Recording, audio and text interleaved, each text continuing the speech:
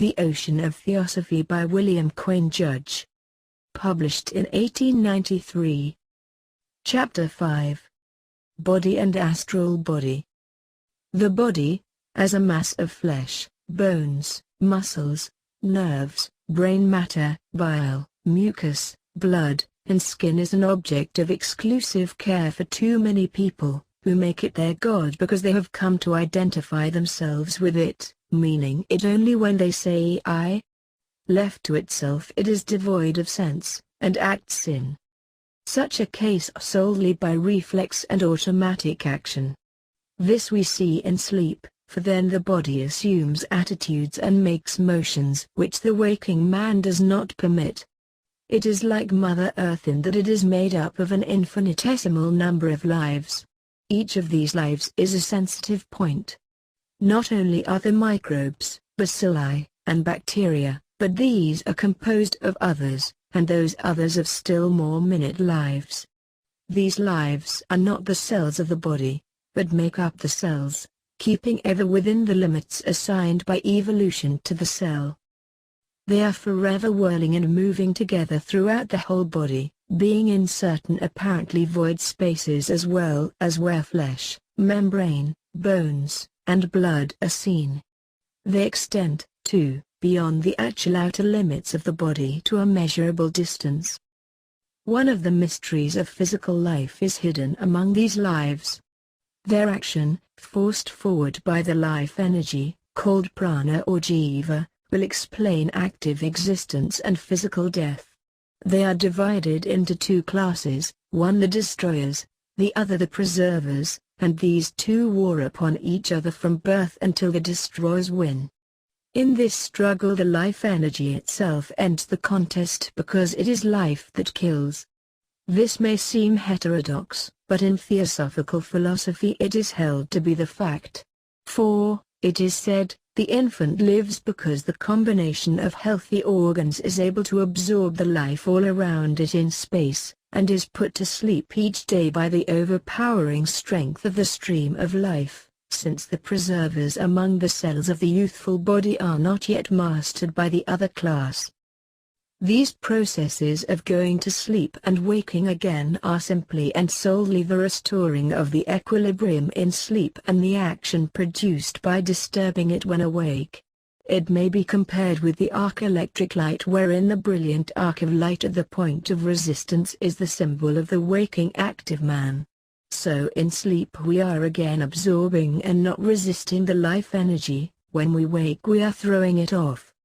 But as it exists around us like an ocean in which we swim, our power to throw it off is necessarily limited.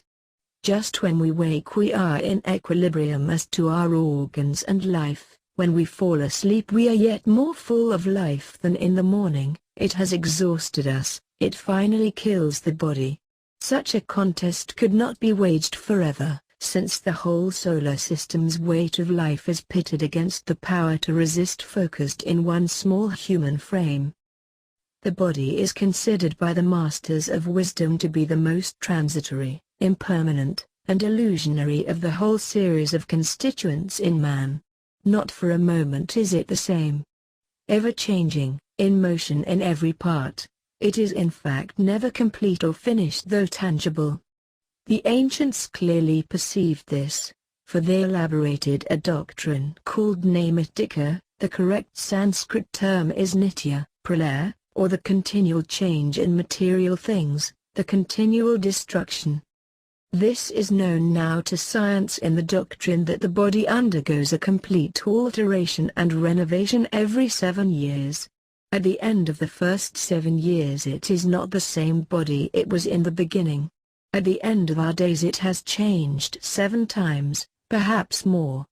And yet it presents the same general appearance from maturity until death, and it is a human form from birth to maturity. This is a mystery science explains not. It is a question pertaining to the cell and to the means whereby the general human shape is preserved. The cell is an illusion. It is merely a word. It has no existence as a material thing, for any cell is composed of other cells. What, then, is a cell? It is the ideal form within which the actual physical atoms, made up of the lives, arrange themselves. As it is admitted that the physical molecules are forever rushing away from the body, they must be leaving the cells each moment.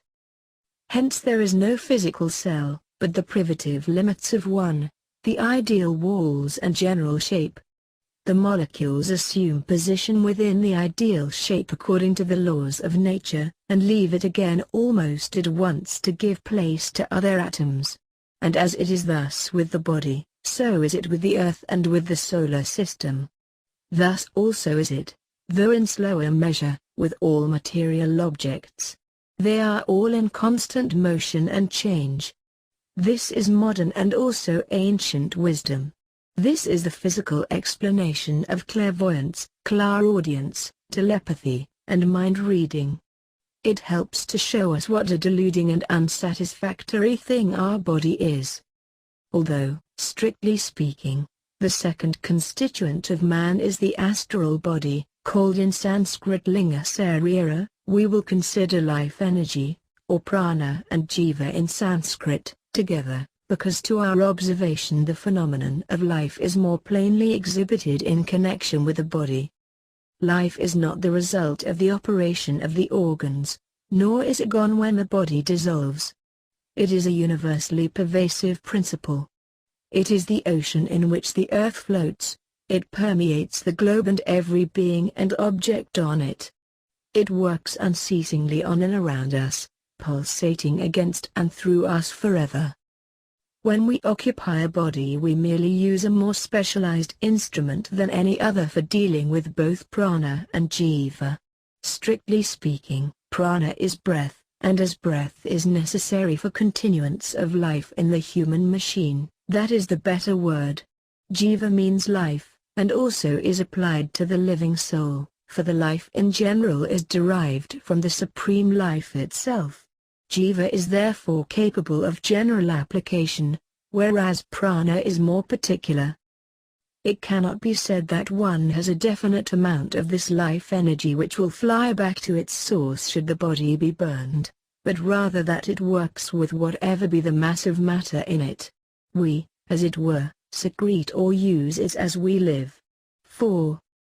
Whether we are alive or dead, life energy is still there, in life among our organs sustaining them, in death among the innumerable creatures that arise from our destruction. We can no more do away with this life than we can erase the air in which the bird floats, and like the air it fills all the spaces on the planet, so that nowhere can we lose the benefit of it nor escape its final crushing power. But in working upon the physical body this life, prana, needs a vehicle, means, or guide, and this vehicle is the astral body. There are many names for the astral body. Here are a few: linga sarira, Sanskrit, meaning designed body, and the best one of all, ethereal double, phantom, wraith, apparition, doppelganger, personal man, perisprit, irrational soul, animal soul, bhuta, elementary, spook, devil, demon. Some of these apply only to the astral body when devoid of the corpus after death. Bhuta, devil, and elementary are nearly synonymous, the first Sanskrit, the other English.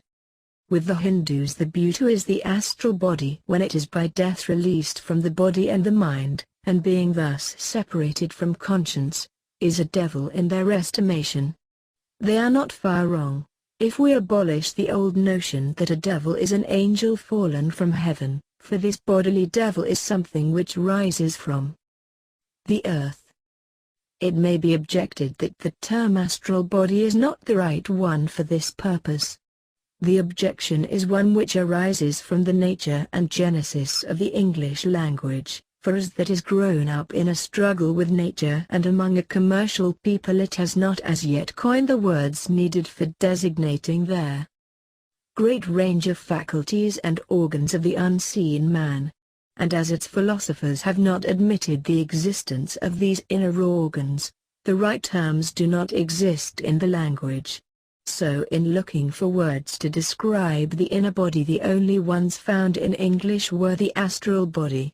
This term comes near to their real fact, since the substance of this form is derived from cosmic matter or star matter, roughly speaking. But the old Sanskrit word describes it exactly, linga sarira, the design body, because it is the design or model for the physical body. This is better than ethereal body, as the latter might be said to be subsequent to the physical, whereas in fact the astral body precedes the material one. The astral body is made of matter of very fine texture as compared with a visible body, and has a great tensile strength, so that it changes but little during a lifetime, while the physical alters every moment. And not only has it this immense strength, but at the same time possesses an elasticity permitting its extension to a considerable distance. It is flexible, plastic, extensible, and strong. The matter of which it is composed is electrical and magnetic in its essence, and is just what the whole world was composed of in the dim past when the processes of evolution had not yet arrived at the point of producing the material body for man. But it is not raw or crude matter. Having been through a vast period of evolution and undergone purifying processes of an incalculable number, its nature has been refined to a degree far beyond the gross physical elements we see and touch with the physical eye and hand. The astral body is the guiding model for the physical one, and all the other kingdoms have the same astral model. Vegetables, minerals, and animals have the ethereal double, and this theory is the only one which will answer the question how it is that the seed produces its own kind and all sentient beings bring forth their like. Biologists can only say that the facts are as we know them, but can give no reason why the acorn will never grow anything but an oak except that no man ever knew it to be otherwise. But in the old schools of the past the true doctrine was known, and it has been once again brought out in the West through the efforts of H.P. Blavatsky and those who have found inspiration in her works. This doctrine is, that in early times of the evolution of this globe the various kingdoms of nature are outlined in plan or ideal form first, and then the astral matter begins to work on this plan with the aid of the life principle, until after long ages the astral human form is evolved and perfected. This is, then, the first form that the human race had, and corresponds in a way with the allegory of man's state in the Garden of Eden. After another long period, during which the cycle of further descent into matter is rolling forward, the astral form at last clothes itself with a coat of skin, and the present physical form is on the scene. This is the explanation of the verse of the book of Genesis, which describes the giving of coats of skin to Adam and Eve. It is the final fall into matter, for from that point on the man within strives to raise the whole mass of physical substance up to a higher level, and to inform it all with a larger measure of spiritual influence, so that it may be ready to go still further on during the next great period of evolution after the present one is ended. So at the present time the model for the growing child in the womb is the astral body already perfect in shape before the child is born. It is on this the molecules arrange themselves until the child is complete, and the presence of the ethereal design body will explain how the form grows into shape, how the A's push themselves out from within to the surface of the face, and many other mysterious matters in embryology which are passed over by medical men with a description but with no explanation. This will also explain, as nothing else can, the cases of marking of the child in the womb sometimes denied by physicians but well known by those who care to watch, to be a fact of frequent occurrence. The growing physical form is subject to the astral model. It is connected with the imagination of the mother by physical and psychical organs. The mother makes a strong picture from horror, fear, or otherwise, and the astral model is then similarly affected. In the case of marking by being born legless, the ideas and strong imagination of the mother act so as to cut off or shrivel up the astral leg, and the result is that the molecules, having no model of leg to work on, make no physical leg whatever, and similarly in all such cases. But where we find a man who still feels the leg which the surgeon has cut off, or perceives the fingers that were amputated, then the astral member has not been interfered with, and hence the man feels as if it was still on his person. Pheniphoric acid will not injure the astral model, but in the first stages of its growth ideas and imagination have the power of acid and sharpened steel. In the ordinary man who has not been trained in practical occultism or who has not the faculty by birth, the astral body cannot go more than a few feet from the physical one. It is a part of that physical, it sustains it and is incorporated in it just as the fibers of the mango are all through that fruit. But there are those who, by reason of practices pursued in former lives on the earth, have a power born with them of unconsciously sending out the astral body. These are mediums, some seers, and many hysterical, cataleptic, and scrofulous people. Those who have trained themselves by a long course of excessively hard discipline which reaches to the moral and mental nature and quite beyond the power of the average man of the day, can use the astral form at will, for they have gotten completely over the delusion that the physical body is a permanent part of them, and, besides, they have learned the chemical and electrical laws governing in this matter. In their case they act with knowledge and consciously, in the other cases the act is done without power to prevent it, or to bring it about at will, or to avoid the risks attendant on such use of potencies in nature of a high character. The astral body has in it the real organs of the outer sense organs. In it are the sight, hearing, power to smell, and the sense of touch. It has a complete system of nerves and arteries of its own for the conveyance of the astral fluid which is to that body as our blood is to the physical. It is the real personal man. There are located the subconscious perception and the latent memory, which the hypnotizers of the day are dealing with and being baffled by. So when the body dies the astral man is released, and as at death the immortal man, the triad, flies away to another state. The astral becomes a shell of the once living man and requires time to dissipate. It retains all the memories of the life lived by the man, and thus reflexly and automatically can repeat what their dead man knew, said, thought, and saw. It remains near the deserted physical body nearly all the time until that is completely dissipated, for it has to go through its own process of dying. It may become visible under certain conditions. It is the spook of the spiritualistic seance rooms, and is the made to masquerade as the real spirit of this or that individual. Attracted by the thoughts of the medium and the sitters, it vaguely flutters where they are, and then is galvanized into a factitious life by a whole host of elemental forces and by the active astral body of the medium who is holding the seance or of any other medium in the audience. From it, as from a photograph, are then reflected into the medium's brain all the boasted evidences which spiritualists claim go to prove identity of deceased friend or relative. These evidences are accepted as proof that the spirit of the deceased is present, because neither mediums nor sitters are acquainted with the laws governing their own nature, nor with the constitution, power, and function of astral matter and astral man.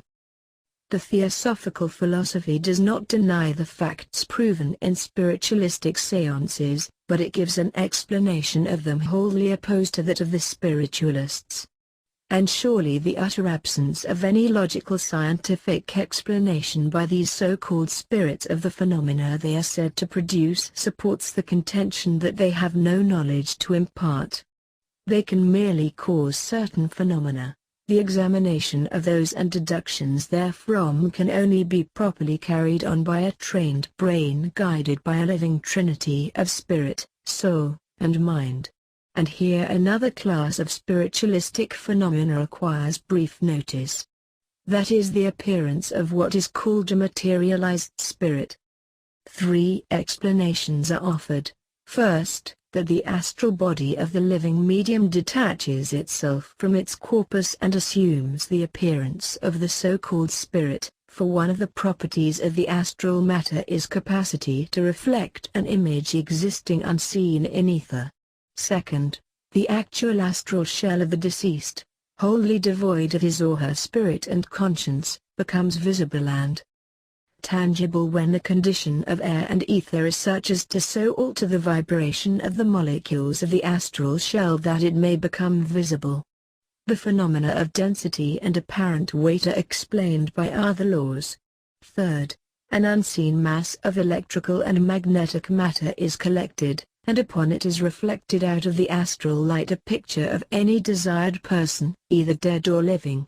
This is taken to be the spirit of such persons, but it is not, and has been justly called by H.P. Blavatsky a psychological fraud, because it pretends to be what it is not.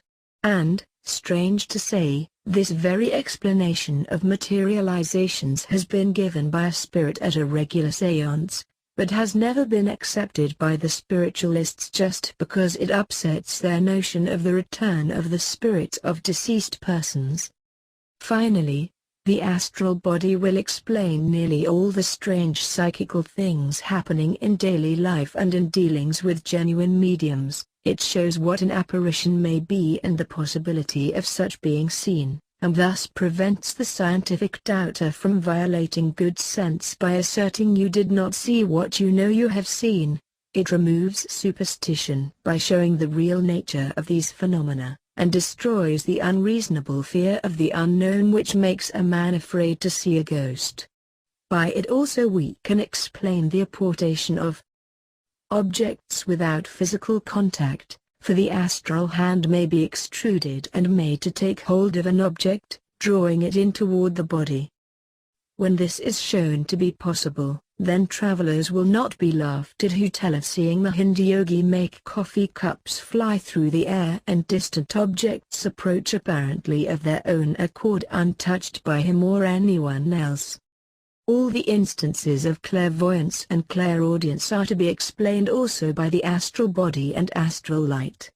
The astral, which are the real organs, do the seeing and the hearing, and as all material objects are constantly in motion among their own atoms, the astral sight and hearing are not impeded, but work at a distance as great as the extension of the astral light or matter around and about the earth.